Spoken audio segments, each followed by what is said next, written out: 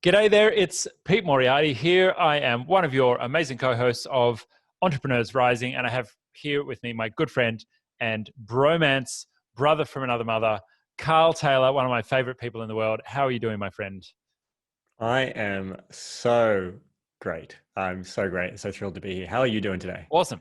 I'm doing good, man. I'm doing good. Life is a beautiful experience of all of the gifts that we are receiving every single day. And I'm feeling present. I'm feeling good, feeling thankful for the people in my life. And I'm feeling thankful that I have the opportunity to serve. Now, this episode, we're going to be sharing a little bit about our more personal side of things, our morning routines. And this episode is going to be a little bit about, I guess, what we've learnt in having a morning routine. Carl, I know you're a big Tony fan, Tony Robbins, and he's really, really big on how you start your day. I've actually never been to a Tony Robbins event, although I've listened to a number of his books. And so for me, I think my morning routine developed more naturally through spiritual practice and through reading some books on high performance and just, kind of having a disciplined practice of looking after myself rather than a doctrine of this is what you should do when you wake up in the morning. Not suggesting that's Tony, just suggesting that some people approach it that way. But I'm excited to be sharing. I'm excited to be here sharing, what is a morning routine? Do you need one? How do you get started on one? And let's get into that conversation. So, Carl, for starters, I'm just interested in what's your relationship like with sleep and with waking up? I know it's a really basic question, but before we even get to routine, how do you do sleep and how do you do waking up? What's meaningful to you in that area? Yeah, this is really a good time to be asking this because there was a time that I would go to sleep for most of my life. To be honest, I would go to sleep probably around midnight, maybe 2 a.m. Whereas in say the last 6 months, I've been going to bed at like 9 p.m. And I don't have kids. I don't have anything like that. It's been really interesting to shift to that. And it hasn't necessarily shifted to me getting up earlier either. I used to go to bed at like midnight and then I'd get up at say 10 a.m. These days I'll go to bed at 9. I might not fall asleep right away, but I still wouldn't get out of bed until maybe 7, 8. I generally don't like alarms to wake me up. That's not my style. I'd rather just wake up, sunlight coming in, or naturally wake up.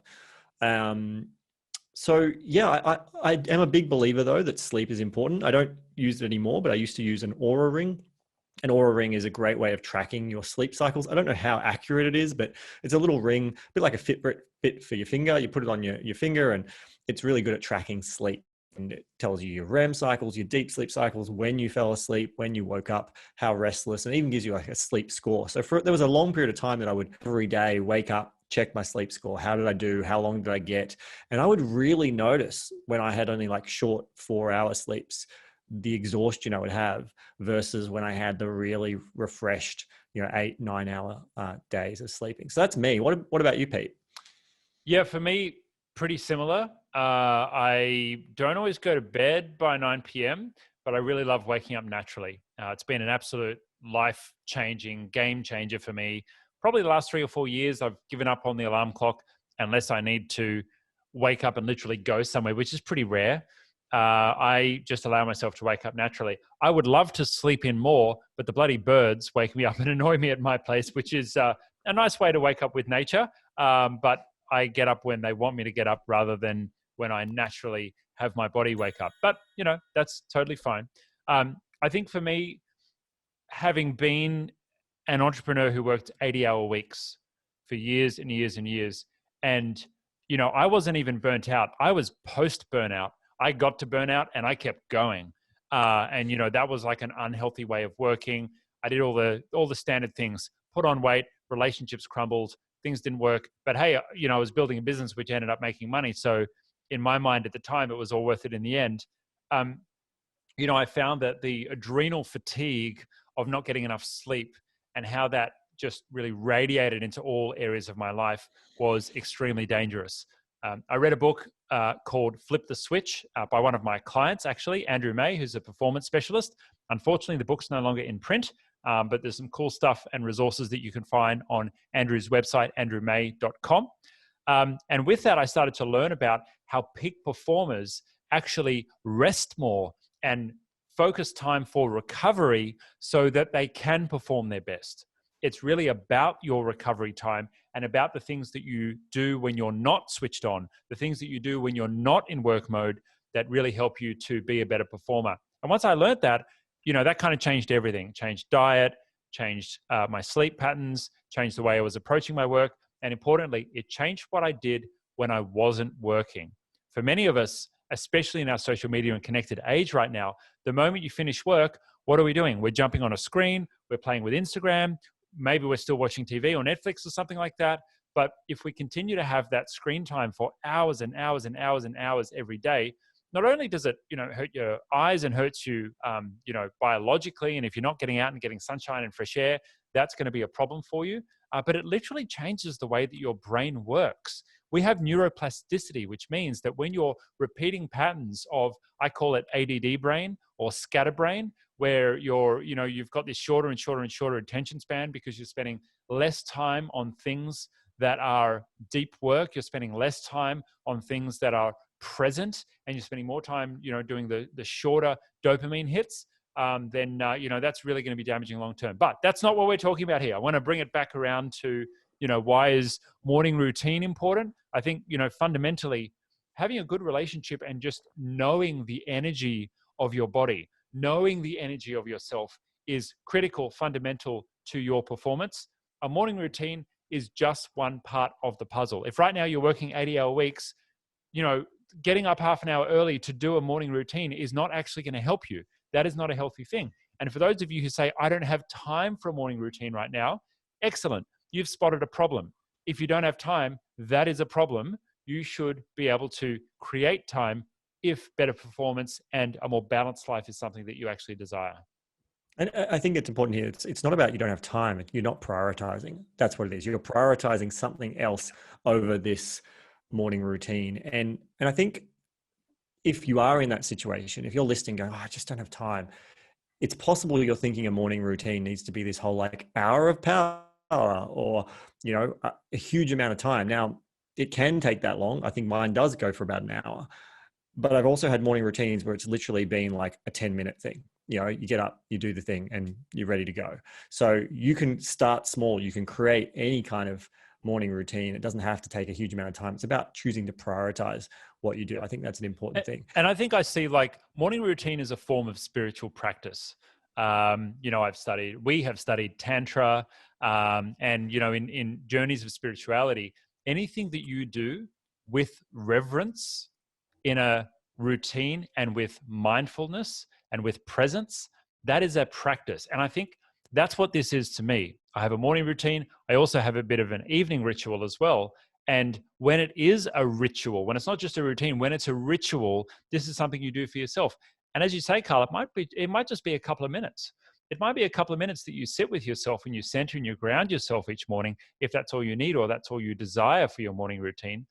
That may be what works for you. Before we jump into our actual routines, I'm curious, Carl, how does your week look? Do you have a particular routine for weekdays and then weekends?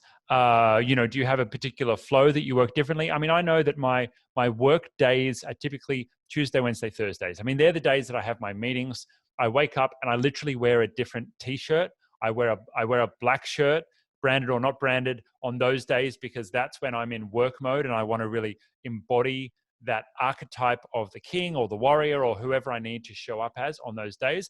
And the other days it's pretty chill and pretty lax. It doesn't mean I use a alarm clock Tuesday, Wednesday, Thursdays, but what it does mean is that when I get up, the book that I check in with or the podcast that I listen to is probably going to more likely to be business related or something more kind of like logical brain.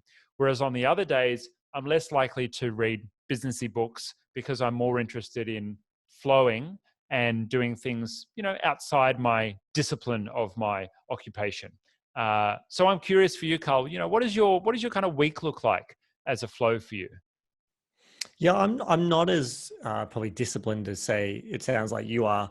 I definitely do change it up morning routine wise from a weekday or a work day, if you want to call it that. Do you have like a cheat day? Like is one of the days like off your routine where you just don't bother doing it?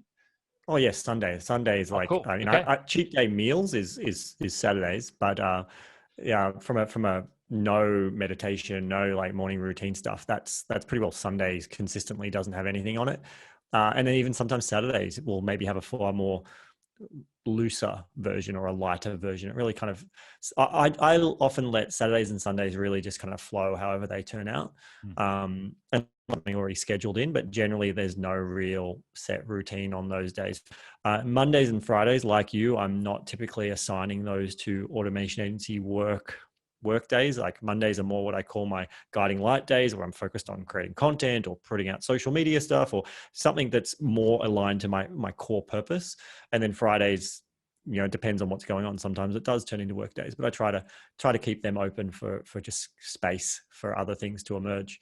mm, And but I will still typically keep a fairly standard routine, even on the Mondays and Fridays when I can. I'm not perfect. Let's be real about this. We're human beings. We're not crazy machines that like at least I'm going to speak for myself. I can't speak for Pete. When I share with you my morning routine, please do not hallucinate and think that this is something that every single day, rain, hail, or shine, sickness, health, Carl's getting up and doing this. Like, I'm not one of those fanatics when it comes to these kind of things. I know there's plenty of people out there that are. That's just not my style. Like if I woke up on a day and I was really not feeling it, guess what? I'm not going to push through and do my routine. I'm just not going to do it. That's just my style of how I do it. But I always default back to it. If I had a day off, it's going to be like, okay, now I'm getting back into it. It's time to get back into my routine. My routine brings structure and brings a certain type of energy into my day. And so if I want that energy in my day, then I know the morning routine is the way to get to it. mm. Love it. I'm I'm kind of like, I've got something on my mind, and that is Okay. that I'm curious if we have listeners that maybe have responsibilities like kids, and I know, and whether your business is your baby or you literally have babies, I think it's a good idea for us to address for those that are having excuses come up in their minds right now of, I don't have time for a routine in my life, or having a routine would be nice, but I just can't do it. How do you respond to those stories that might be in the mind of the listener right now? Oh, I mean, that's hard. Like, obviously, don't have kids. I can't relate and say, here's how you should live your life. I don't know what's going on. I can hallucinate with some ideas, but I have no idea of the actual realities of it. Um, Here's some thoughts that I would say is, can you piggyback? Mm, What I would say is, can you piggyback? What do I mean by piggyback? I mean, let's say you already do get a little bit of time to yourself, right? Let's say you get a 5-minute shower, if you're lucky, maybe like you get some time in the bathroom just to you.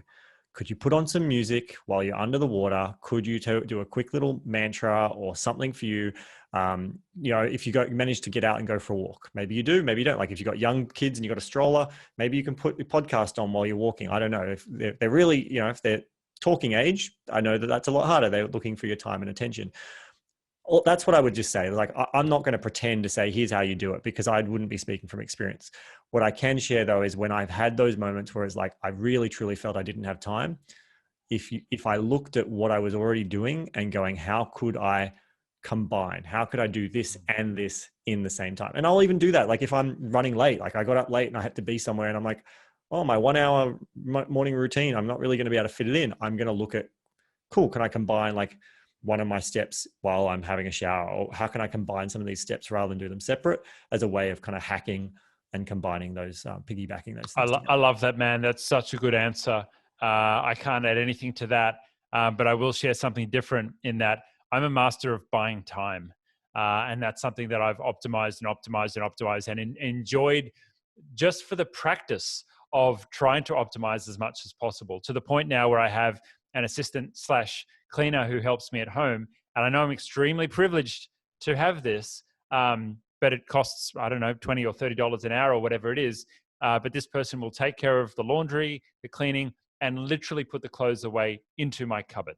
And that level of me being able to show up more for those around me, to be happier with not having to take care of things that I don't want to take care of and I get zero enjoyment from, that creates not just time for me, but creates happiness for me. It means that when I go to work every day, I'm more productive because I'm happier. And it means that I've got more options in, flexibility just because of those domestic duties kind of being taken care of for me.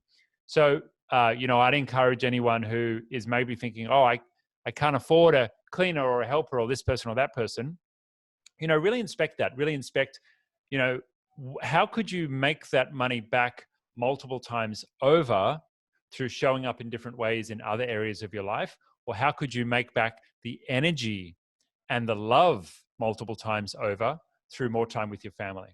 But without further ado, Carl, let's actually talk about our routines, because I think people will be curious. I think the listener will be curious in what our actual routines are. And keep in mind, we're not sharing this with you to the listener, to give you some kind of dogma or doctrine on how you should do things. We're just sharing it because we're interested in sharing transparently what we do, what happens to be working for us. Carl, maybe you can share a bit about the journey and, how you've got to here and what you've done in the past and what you haven't done. But I think people will be interested to know, maybe they'll even be a little bit inspired by what we share. So tell us about your morning routine, Mr. Carl Taylor. Oh, thank you, Peter Moriarty. I appreciate that. Look, I want to start by saying that, so of my 19, 20 years, I can't remember exactly how many years, it's about 20 years, I know that much, 20 years of business, I had a morning routine for 2 of them. Let me make that really clear. Let me make that really clear to you guys. This is not something that I'm telling you that I believe you cannot, without this, your business will not succeed. That is a load of BS. What I can tell you though, is since I've added morning routine into my days, it has dramatically changed the way I show up. I feel that I show up in those days. Like I said earlier, I believe that your morning routine is about creating the energy you're looking for in that day. And so that's why it's worthwhile to think about, what energy do I want to create in this day? And maybe you have a few different variations of your morning routine.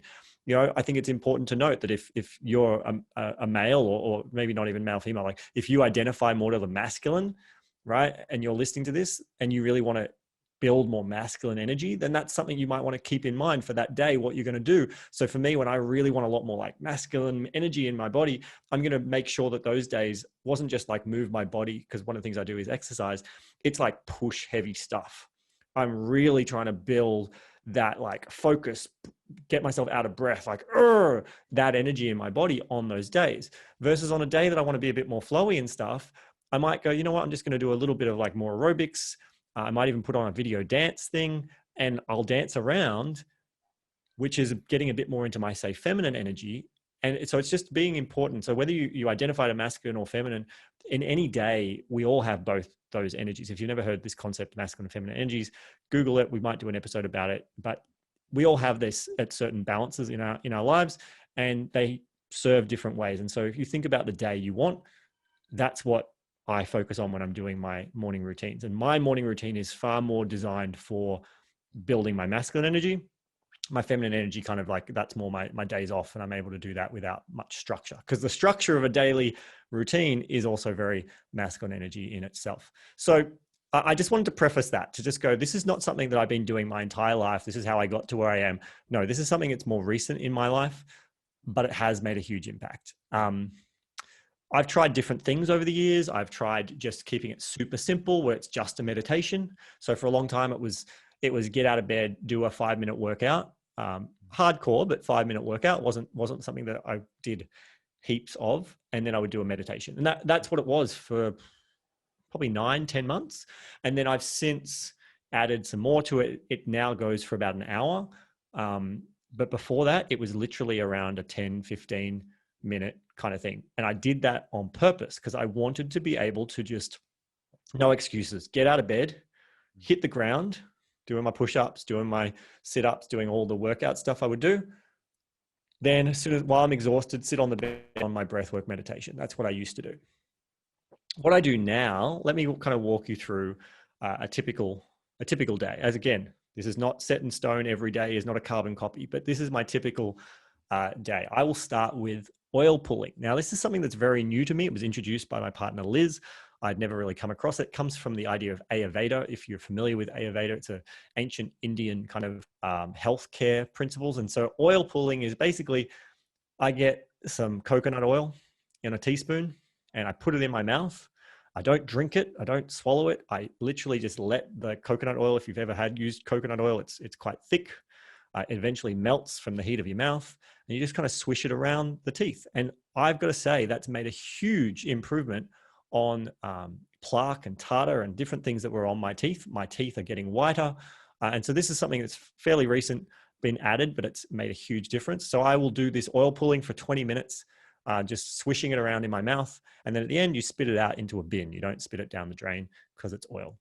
And I saw oil pulling, and I thought, what are you pulling with oil as the first thing on your routine? Yeah, well, it's I'm not quite sure why it's called oil pulling, to be honest. I guess it's supposed to be pulling toxins out of your mouth or something. I don't know, but it's called oil pulling. That's what I know it is. And it's the cool thing about this. If you wanted to try it, you wanted to try it out, it's 20 minutes. You can do a lot in 20 minutes. So this is something you could easily piggyback. Let's say you're busy making lunches in the mornings, or you do whatever. You could be swishing around the oil in your mouth while you're doing that. So it's lots of things. I don't recommend working out.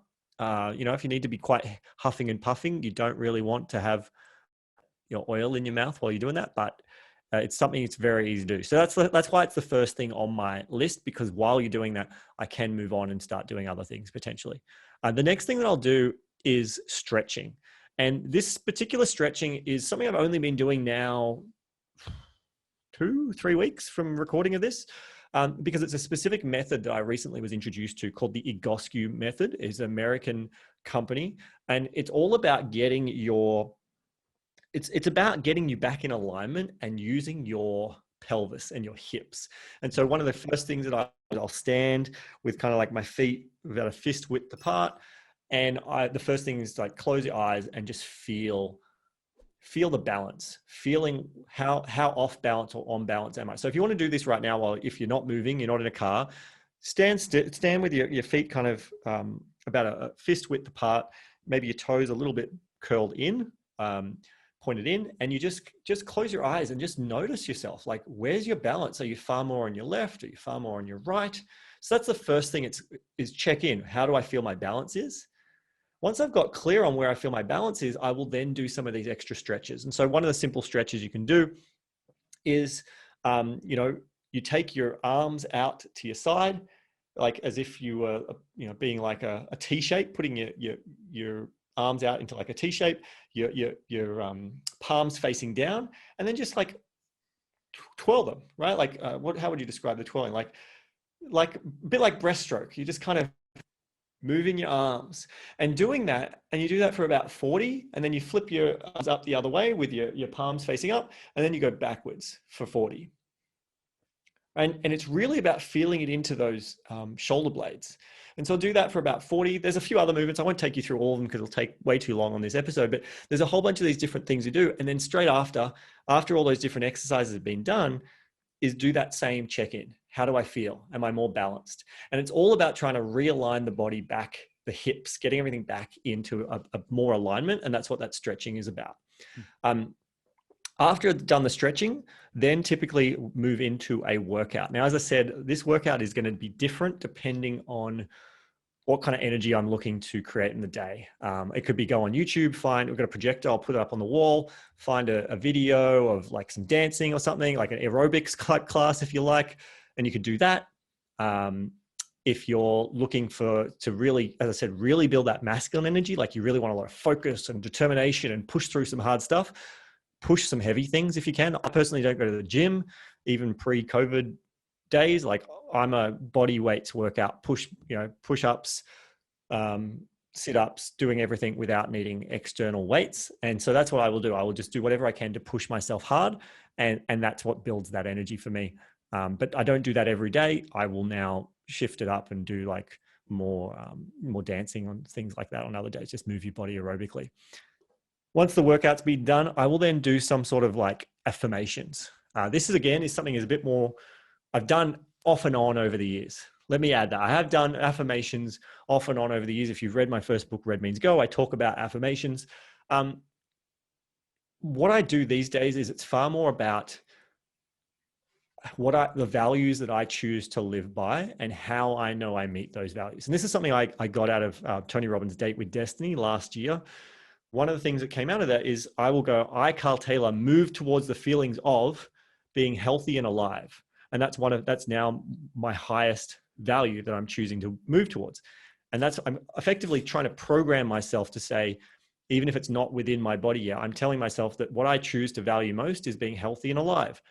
And I know that I meet that anytime that I take a deep breath, anytime I move my body energetically, anytime that I fuel my body with nutritious foods, anytime that I go for a walk, anytime I drink some water. So I'm saying my value is to be healthy and alive. And then I'm giving myself easy, accessible rules of how I know I've hit that. I'm not saying, I'll know I'm healthy and alive when I'm weighing this weight and something that might not be achievable. It's when I go for a walk, when I take a deep breath. That's how I know I'm healthy and alive. And so I've got about 8 key values, and I'll go through that and I'll affirm that to myself.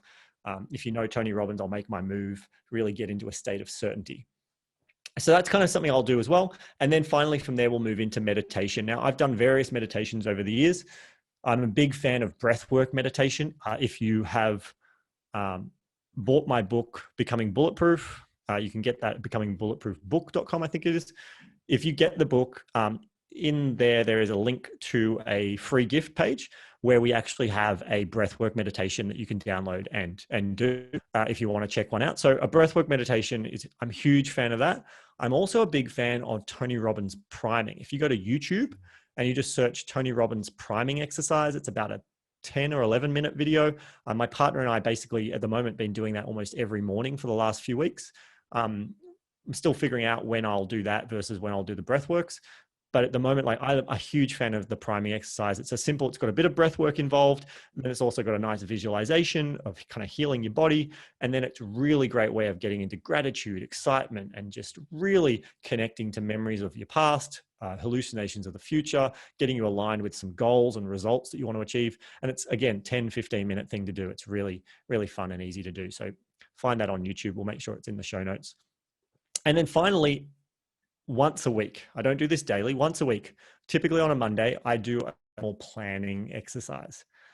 So usually on my Monday routine, that is when I will then, after all those things, sit down and I will go through my journaling process. And I think I've done a social media post about this before, which has all the details, but effectively I ask myself questions. The first question is, what am I most grateful for? And then I just list down all the questions, all the answers to that. What am I feeling grateful for in that moment? Then the next question I ask myself, what are my long-term goals? I'm realigned to what are my long-term goals? What do I truly want to achieve? What am I moving towards? And I don't read this off a list. I write it every single time. I don't type this into a computer. I hand write it. And that means every time I do it, it's usually a little bit different. I then ask, what are the top 3 to 5 projects I'm working on right now? And I list them down, 1, 2, 3, 4, 5. And then I'll go, what are the next 80% of these projects look like? So what does the next 80% means? What's kind of like the next milestone is really another way of saying that. And I'll list what each milestone would be for these 3 to 5 projects. And then what's the single next action I can take? And again, 1, 2, 3, 4, 5. And I will write what's the next action I can take for each of those projects. And then I'll go, what are the other things I'd like to do this week? ? And then I just bullet point down all the rest of my to-dos that I'd like to do. And then I just circle 3. Those 3 are my must-dos. It's like, if nothing else gets done this week, as long as these 3 get done. And for me this week, one of my must-dos was to podcast with Pete. So it's going to be a good week because I think I've done 2 of my 3 already because of this. So that's my whole process. And that's really where I'll stop in my standard daily process. Awesome. So I'd like to know, and this is just kind of like a question to kind of wrap that up nicely. How do you show up when you do your routine? You know, how do you show up during the day when you do your routine? The meditation in particular, like if I was going to cull it down and go, you know what, I've only got time to do one thing in the day, I would say I would want to do the meditation, because the meditation really creates a presence and gratitude state that I feel really impacts the way I show up in the day.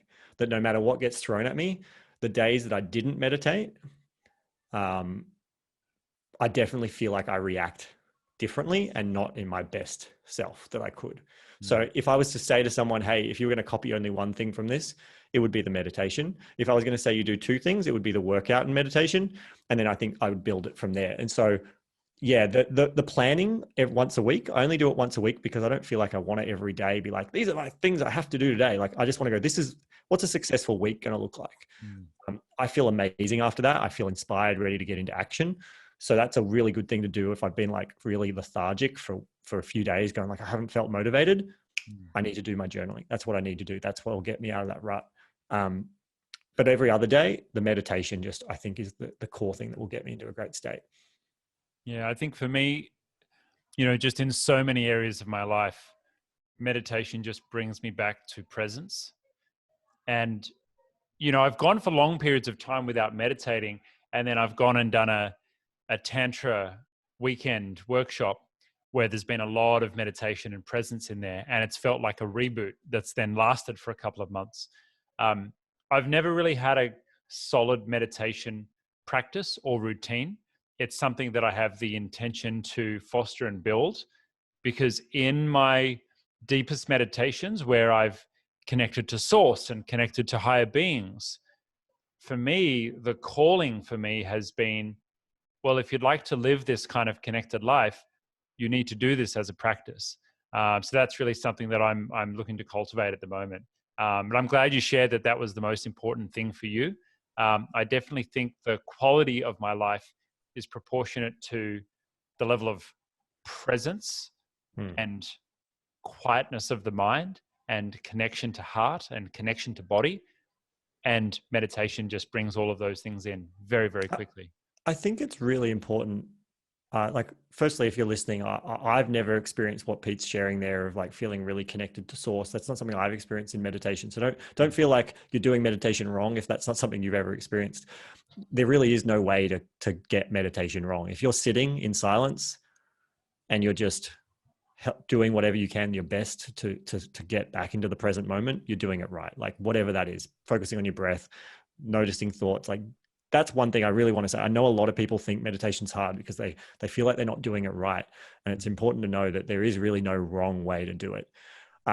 The other thing I wanted to touch on there is, you know, it's important to kind of, you know what? I'm actually forgotten what that key point was. Don't you hate it when that happens? That's like, certainly fine.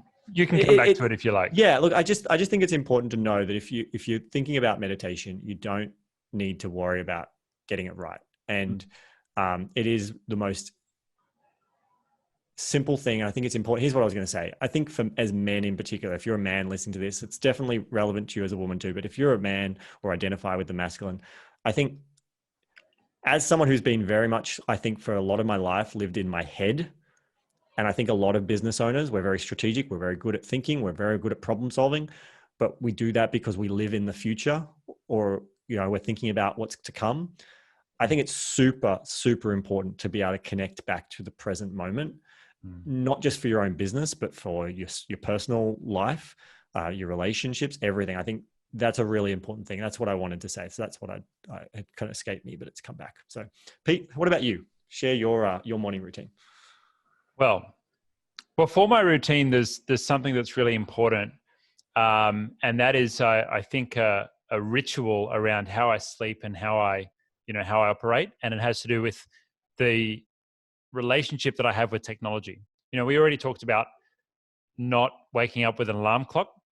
For me, my bedroom and that space is no tech space. No phones on chargers, no electrical things, no Wi-Fi points, no Google Home, nothing. And that's really important to me because I think having good quality sleep is really sacred for me. And also as I, awake and emerge, for me, I don't want to jump straight into the dopamine trap or the cortisol trap of picking up a phone. And so the phone literally sits charging in the office. It's away from my bedroom, and I don't even walk past it when I start my morning. That's probably, if you take one thing from my whole routine, if you just did that, that's enough to really be life-changing in the way that you start your day. Because for many of us, they, use their phone for an alarm clock, will immediately roll over, grab the phone and start scrolling through things. And what is it? It's dopamine response, it's addiction response, it's cortisol response, all the social networks sucking us in there. And, if you're waking up each morning and touching your phone instead of touching your partner or touching yourself, then I think you've got your priorities wrong. So that's my number one. That's the big one. You lost me at the Google Home. I made all that criteria except there's a Google Home in my bedroom, and I don't know if I could let that go. Interesting. That's okay.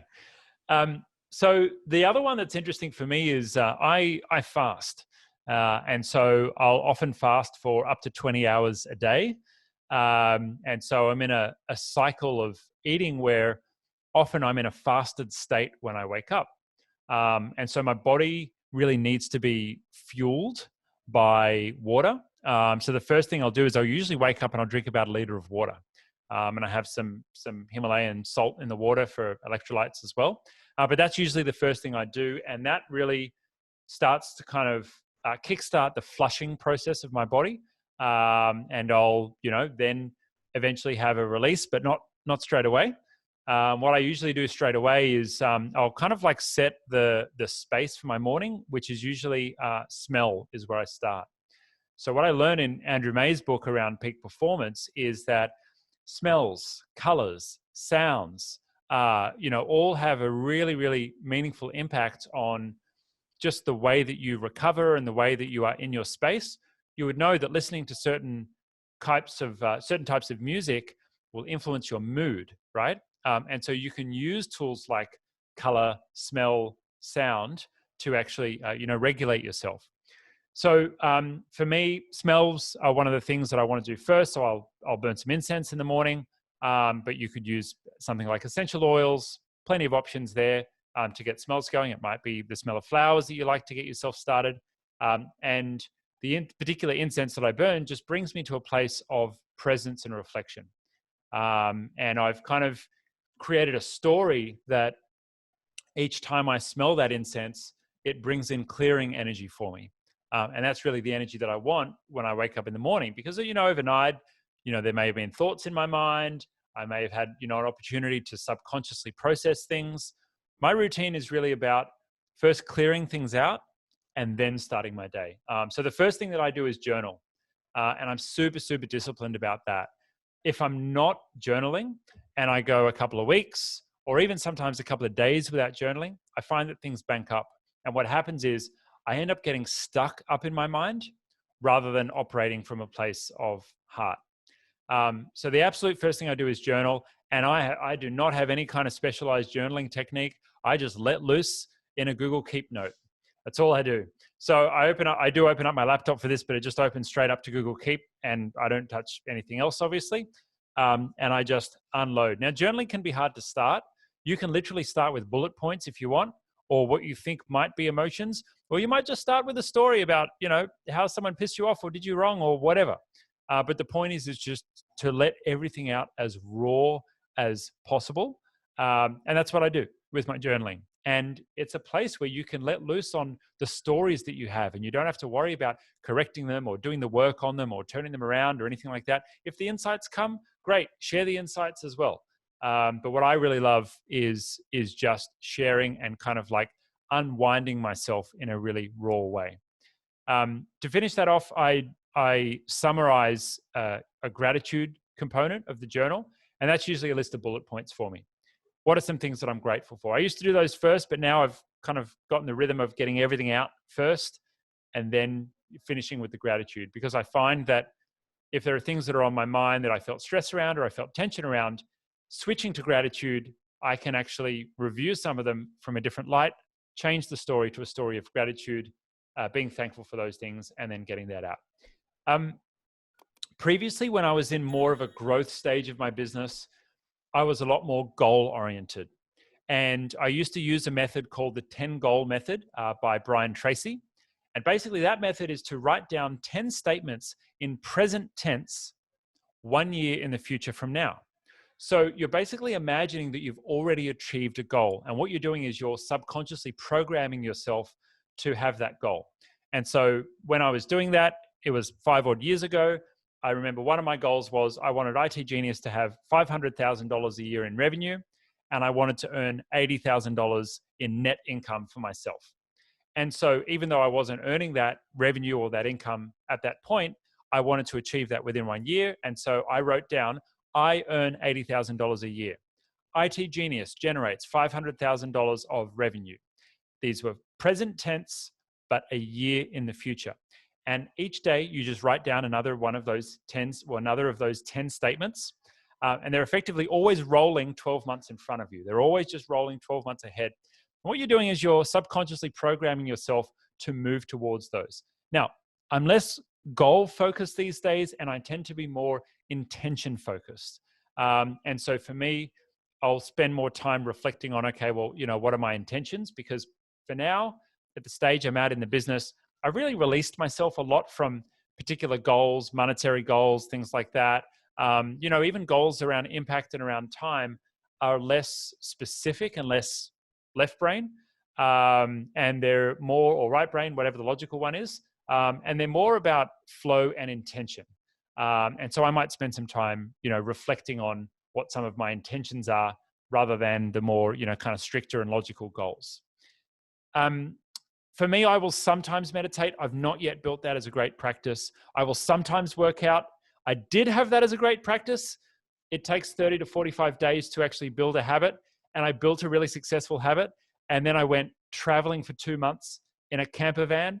And I spent 2 months undoing that habit by not doing it consistently for 2 months.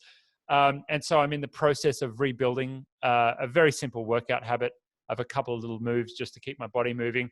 But even if I don't work out, most days I'm walking down the beach. And so for me, getting a walk down the beach is enough of a workout. It's not necessarily building muscle, but at least it's definitely moving the body. I'll obviously, after I've journaled and, perhaps meditated, I'll have an opportunity for my body to release as it needs to in the morning. And so that, tends to happen next. And one thing that's important for me is not going and grabbing my phone. As I'm evacuating, I'll actually use a Kindle or a paper-based book to read. And that's a really important practice for me because it doesn't allow me to go into the distraction mode of being tied to my mobile. At that point, I'll probably put on some music as well. I'll decide what kind of energy I'm feeling like for the day because music for me is very, very, very tuned into me. And so if I was to play it before I journal, it would probably change my mood and I wouldn't be able to share, as raw or as naturally. But music's one of the last things when I start to get intentional about, okay, what kind of day do I want to have today? And so music is going to be, where I choose to put my energy. And so that's what happens in the morning. Carl, you might have some questions about that. But I think, one thing that I wanted to share, which is also important to me, is my evening ritual. And this is for me, nearly just as important as the morning ritual. It's still, to me, a spiritual practice. I call it a ritual. It's not just a habit. And for me, that's, again, no tech time. I'll take a couple of things like supplements, like some prebiotics and, maybe some MCT oil or sometimes some apple cider vinegar, if I need help digesting. But the evening ritual for me is, again, no tech time, having quiet time, using quiet music, getting away from screens, having some time and some presence, maybe some meditation, but just most importantly, connecting back to my body and not just rolling into bed and dropping, because it's probably not going to give you a good quality of sleep, but your body really needs that wind down time away from the screens, away from the lights. You can dim the lights in your house if you can do that. That's going to bring you to a place where your body starts to get the signals where it's gently time to go to bed. Wow. You know what I love most? I love that, while there's similarities to our routines, there's some really big differences too. And I think I hope that's been really helpful to you listening along. Like, I hope you hearing that helps you understand that this is very personal. This is you and what you want. Hopefully you got some inspiration from what Pete shared, from what I've shared, and you might swipe and deploy a few of the different things. Maybe you'll mix and match. Maybe you've already got a great routine and you're just like, oh, there's ways I can tighten it up or things I can add to it. but it's very much, it's going to be your routine and what brings you the state that you're looking to be in for your day. There's a couple of things I loved about what you shared, Pete. Firstly, I love the goals versus intention. You know, the goal, Brian Tracy approach to goals that you used to do, to now the more intention based approach. And I love that. The other thing too is, you know, I love how you keep the no tech time, not just in the morning, but also into the evenings. I'm curious to know, like, does a Kindle count as screen time to you in evenings? Like, if you're reading on a Kindle, is that a screen time?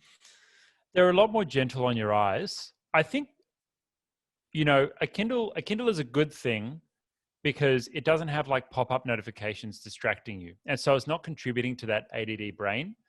You know, I would say there is no hard and fast rule about it. How do you feel? And how does your body respond?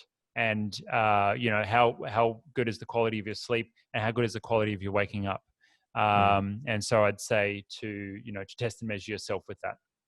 It's one thing I'd say, like, if that's resonated with you, where you're like, oh, I really want to disconnect off your phone a bit more. If you're an iPhone user, as I am, you know, if you haven't already enabled it, go and turn on the screen time feature, which will tell you how often you're picking up your phone, what you're going and tracking, how long you spend in different apps, and also go and turn on your do not disturb mode. You know, set your do not disturb so that all those pop-ups, all those notifications, if someone calls you at night, all those things, like, they won't come through. You can set up an emergency or favorites list, so anyone on your favorites list can call you even though you're in do not disturb. So, you know, family members or parents or whatever, you know, maybe you want to make sure they can get through. But definitely doing that and having it so none of that distractions come. But I would recommend that, yeah, you'll be probably quite surprised at how often you don't realize that you just by habit are opening a certain app or are picking up your phone. And when the screen time, you know, it's the old saying, you can't manage what you don't measure. Screen time will help you measure it, and it's in your face, and you'll be like, oh. So if disconnecting on screen time is something that you wanted to explore. Another thing too, you know, Pete and I are very techie. One of the ways I do the dimming of, you know, better lights is I've got Philips Hue, Google Home controlled Philips Hue lights, and I've got the multicolored ones. And so when we just by default turn on the bedroom lamp or the lamp in the living area, they go to the red color. I have no idea whether that's actually filtering out all the blue light that needs to be filtered out, but at least mentally, it does seem to be better on our eyes. So, the placebo is worth it, I'm sure. Yeah. If it's not real, the placebo is totally worth it. So there's cool little things you can do. I personally don't use like blue blocker glasses. My partner does. I'm open to getting them. So, you know, Blue Blocker, if you're listening and you'd like to sponsor us, I'm open to some pair.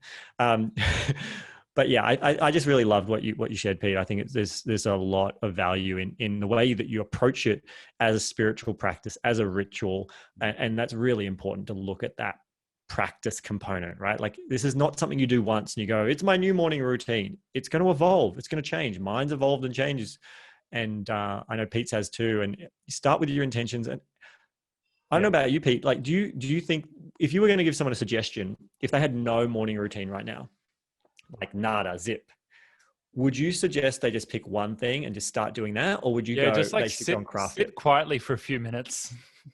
that would be a start.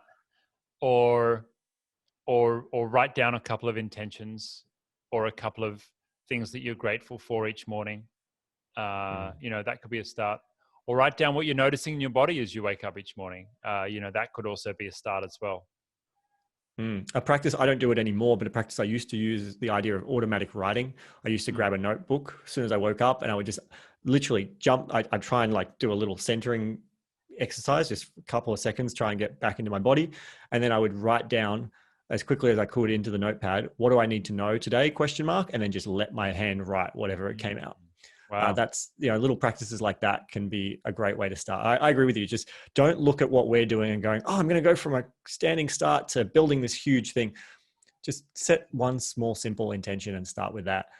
Get that into habit. Then start building what you want to do next. Maybe a bit of a workout or maybe a bit of a meditation. And as I said, I've got a breathwork meditation tracks that I use that can go for 3 minutes.